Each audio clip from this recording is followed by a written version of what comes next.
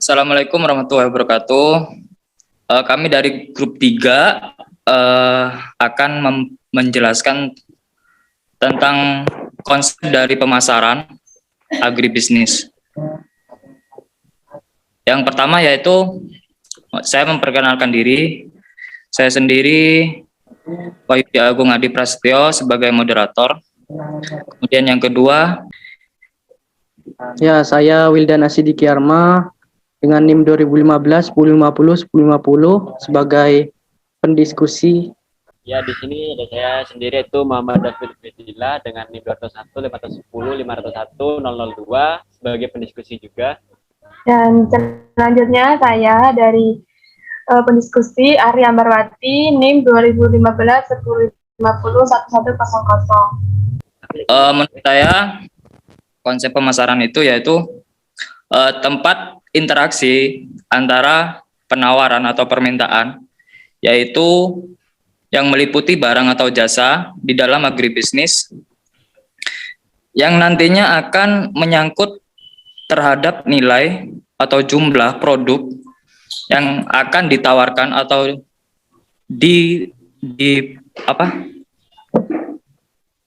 diterima sebagai pembayaran, serta tempat terjadinya pemindahan kepemilikan barang atau jasa di dalam agribisnis. Kemudian lanjut untuk pendiskusi yang kedua. Ya, di sini saya izin berpendapat untuk konsep dari pemasaran agribisnis. Dalam agribisnis itu pemasaran yaitu sebuah kegiatan transaksi antar produsen dan konsumen dengan bahan baku sebagai bahan baku dan uang, dan bisa juga barter sebagai alat transaksinya yang memenuhi kebutuhan salah satu atau kedua belah pihak, yaitu produsen dan konsumen. Untuk konsumen kan memenuhi kebutuhan sehari-harinya melalui produk pertanian, sedangkan untuk produsen memenuhi kebutuhan keuangannya untuk berproduksi kembali, begitu. Cukup. Untuk pendiskusi ketiga, persilakan. Di sini saya akan menyampaikan pendapat saya mengenai konsep pemasaran ya. Jika kita membicarakan mengenai pemasaran, maka di situ kita akan menduga bahwa adanya sistem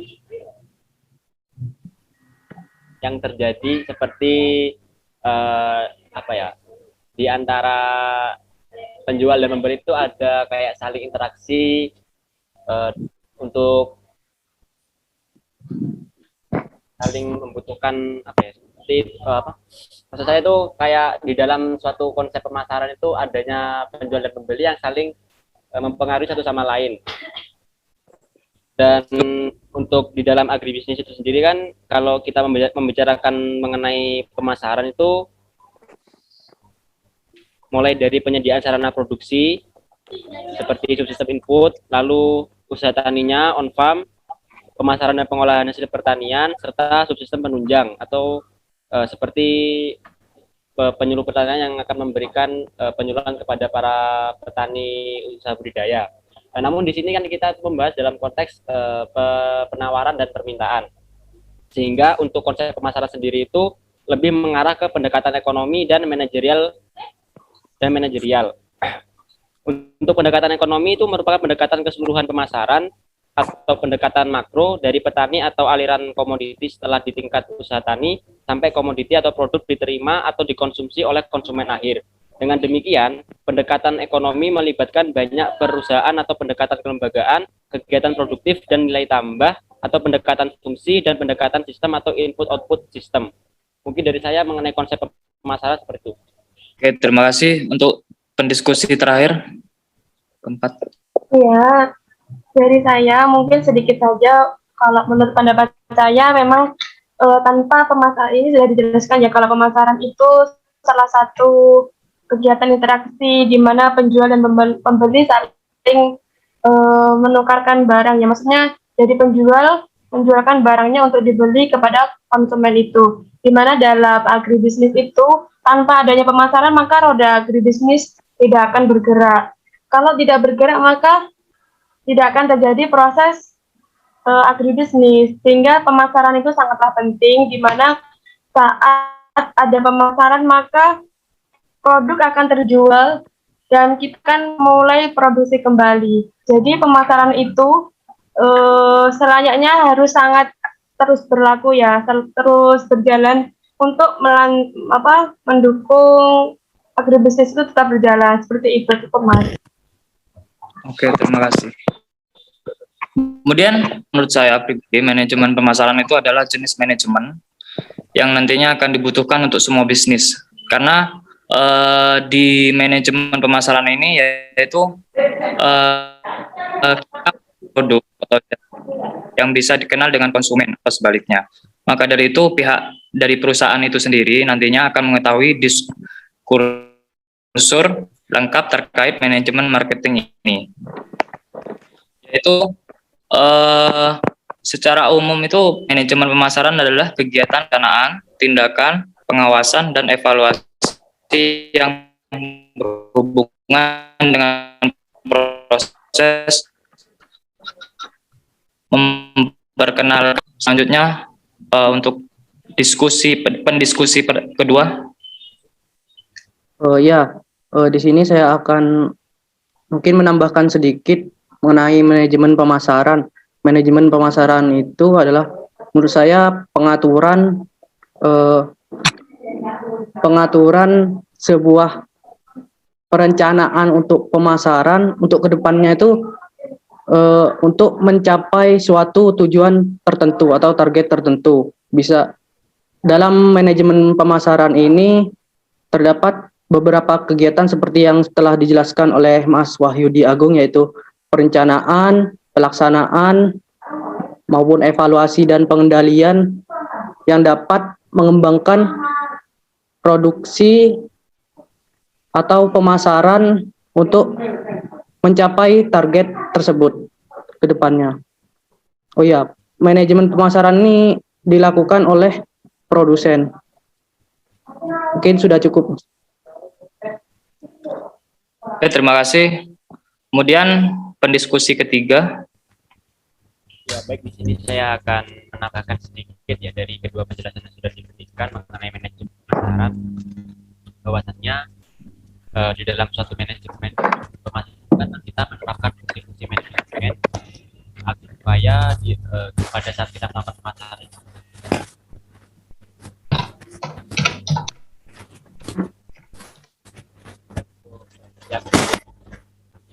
atau produksi dari agribisnis itu sendiri itu dapat berjalan dengan baik dan secara berkelanjutan. Mungkin dari saya cukup itu saja, Mas. Dari saya kan kita sudah mengetahui bahwa pemasaran sangat penting, di mana dalam pemasaran kita kan pasti punya tujuan. Untuk meraih beberapa tujuan kita, yaitu menggerakkan roda agribisnis dan memperoleh keuntungan yang besar, maka memerlukan beberapa perencanaan yang disebut dengan manajemen, yaitu memanage suatu pemasaran itu sendiri, mulai dari rencananya, terus penetapan harga, iklan, dan lain sebagainya untuk menunjang keberhasilan dari tujuan manajemen tersebut. Atau iya Mas, sudah dari saya. Ya. Terus yang ketiga, karakteristik produk pertanian. Menurut saya karakteristik dari produk pertanian itu salah satunya yaitu ditinjau dari proses produksinya, yaitu di mana produk musiman atau produk yang dihasilkan melalui proses biologis tumbuhan. Kemudian yang kedua yaitu produk yang dihasilkan sangat dipengaruhi oleh kondisi lingkungan pada saat tertentu, kayak gitu. Cukup untuk pendiskusi kedua. Ya, di sini saya akan menjelaskan mengenai karakteristik produk pertanian yang mudah rusak. Jadi seperti yang kita tahu, produk pertanian itu kan terdiri atas berbagai macam ya, seperti tanaman pangan, hortikultura, perkebunan, dan lain-lain. Nah, semua produknya itu kan berupa bahan-bahan biologis yang tentunya juga mudah rusak. Lain lagi kan tidak seperti produk-produk lainnya, produk pertanian ini mudah rusak jika ditinjau mulai dari pengelolaan panennya, pasca panennya, hingga pengolahan bahan baku tersebut dan pengirimannya. Mungkin itu saja. Oke, terima kasih. Untuk pendiskusi ketiga, persilakan. Baik, di sini saya akan melanjutkan mengenai karakteristik untuk produk pertanian itu sendiri ya. Yang selanjutnya itu menurut saya itu karakteristik produk pertanian itu memiliki ukuran yang besar, pertumpukan. Maksudnya di sini itu seperti yang kita tahu bahwasannya itu kan pertanian sendiri itu ketika memasuki masa panen, maka di situ akan sangat berlimpah. Dan pada biasanya itu para petani itu kan tidak langsung menjual ya, sehingga itu menumpuk pada satu tempat atau disimpan di dalam gudang yang menyebabkan adanya tumpukan yang begitu banyak. Nah, dan sehingga itu pada produk pertanian itu sendiri itu untuk melewati sistem pemasaran ke pedagang selanjutnya itu kayak tidak berjalan cepat, sehingga itu produk pertanian kebanyakan menumpuk pada suatu tempat yang sulit untuk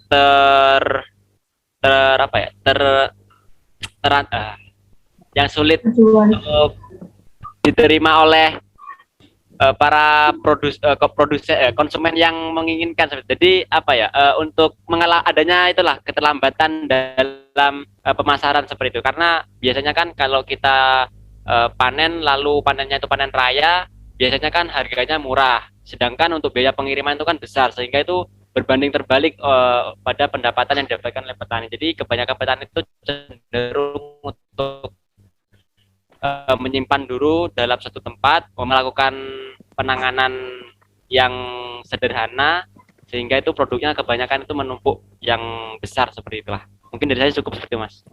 Oke, terima kasih.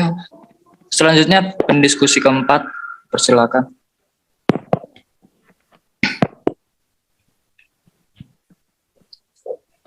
Halo.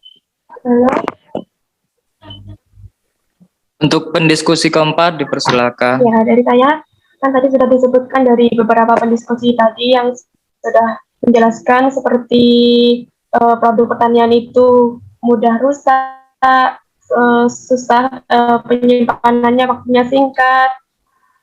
Saya menambahkan bahwa dalam produk pertanian ini tuh harganya seringnya nggak bisa stabil gitu.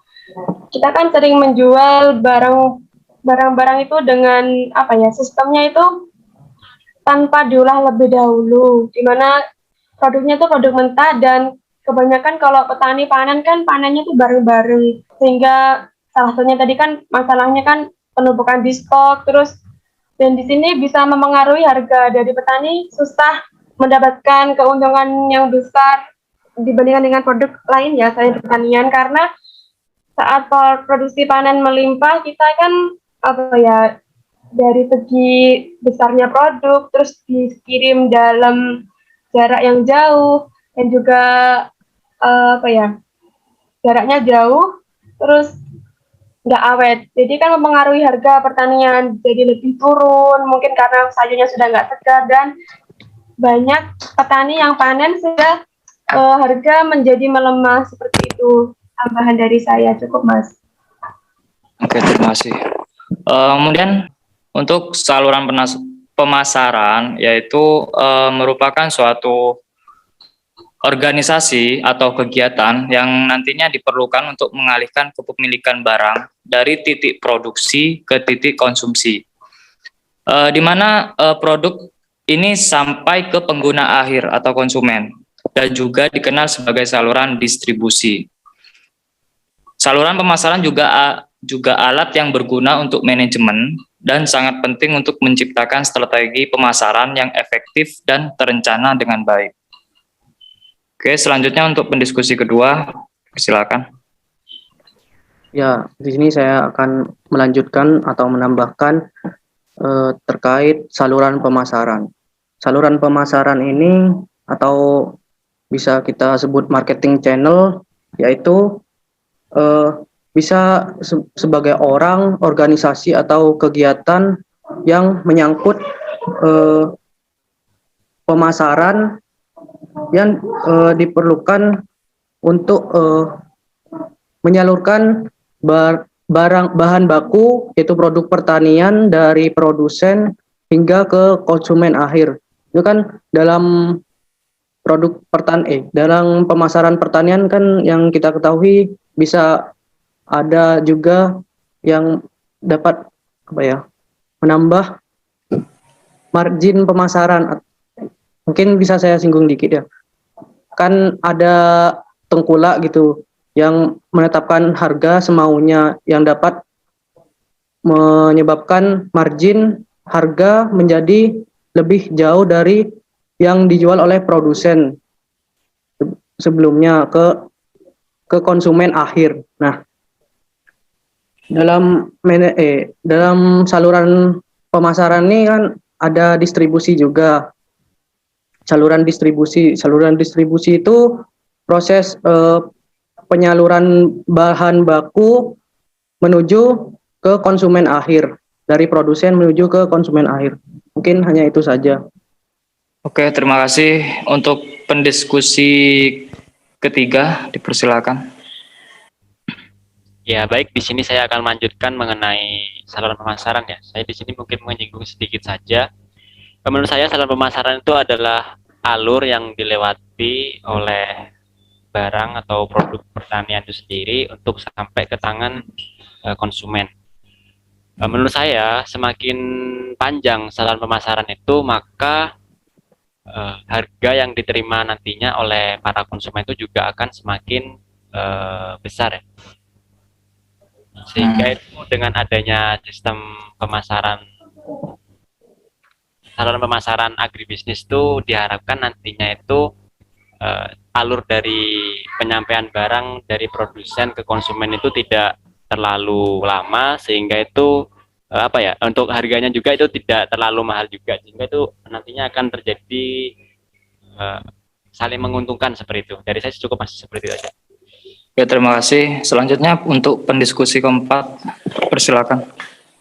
Ya, terima kasih. Untuk saluran pemasaran kan di mana jalan suatu produk dari produsen kepada konsumen itu.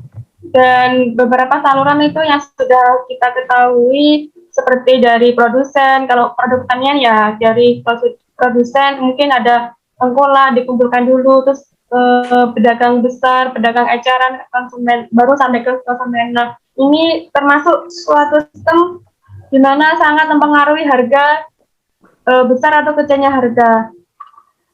Kalau misalnya ya, mungkin kalau produk pertanian yang sistemnya itu belum besar, mungkin belum terkenal satu produk pertanian yang kita tuh kurang luas dalam pemasaran, maka akan membutuhkan beberapa rantai, misalnya dari petani, terus ke pedagang pengumpul, terus baru disalurkan itu. Karena memang petani memang belum bisa melakukan pemasaran langsung kepada konsumen karena minimnya channelnya gitu, sehingga membutuhkan rantai-rantai atau saluran tersebut untuk memasarkan produknya. Jika produknya sudah besar, brandnya sudah terkenal seperti pabrik-pabrik yang besar gitu, bisa saja melakukan dari brand tersebut, dari produsen atau pabrik tersebut langsung kepada konsumen, sehingga harganya bisa jatuh ke tangan konsumen dengan harga yang relatif lebih murah, karena memang saluran pemasarannya mungkin dari produsen langsung kepada konsumen. Tapi kalau petani yang masih kecil, masih kekurangan fasilitas, maka sangat memungkinkan bahwa petani tersebut membutuhkan banyak saluran seperti tadi, kayak pengumpul, pengecer, ya seperti itu. Terima kasih. Sudah. Terus yang terakhir, efisiensi pemasaran, yaitu merupakan suatu aspek pemasaran dalam upaya untuk meningkatkan dari produsen ke konsumen. Seperti itu. Selanjutnya untuk pendiskusi kedua, persilakan. Ya, saya izin menambahkan untuk efisiensi pemasaran itu kan efisiensi pemasaran itu adalah suatu hal yang telah sistem pemasaran tuh yang telah dilakukan tuh sudah memenuhi permintaan atau keinginan kedua belah pihak. Contohnya itu kedua belah pihak tuh menerima keuntungan yang adil atau yang sama. Seperti menurut produsen tuh harganya sudah pas dan juga konsumen yang menerima produk pertanian itu sudah produknya tuh yang diterima sudah fresh gitu. Tidak tidak melenceng dari hal yang dibutuhkannya gitu. Oke, terima kasih. Untuk pendiskusi ketiga, dipersilakan. Baik, di sini saya akan melanjutkan ya mengenai poin yang keempat, yaitu efisiensi pemasaran. Menurut saya, efisiensi pemasaran itu sering dikenal sebagai presentase nisbah antara total biaya dengan total nilai produksi yang dipasarkan.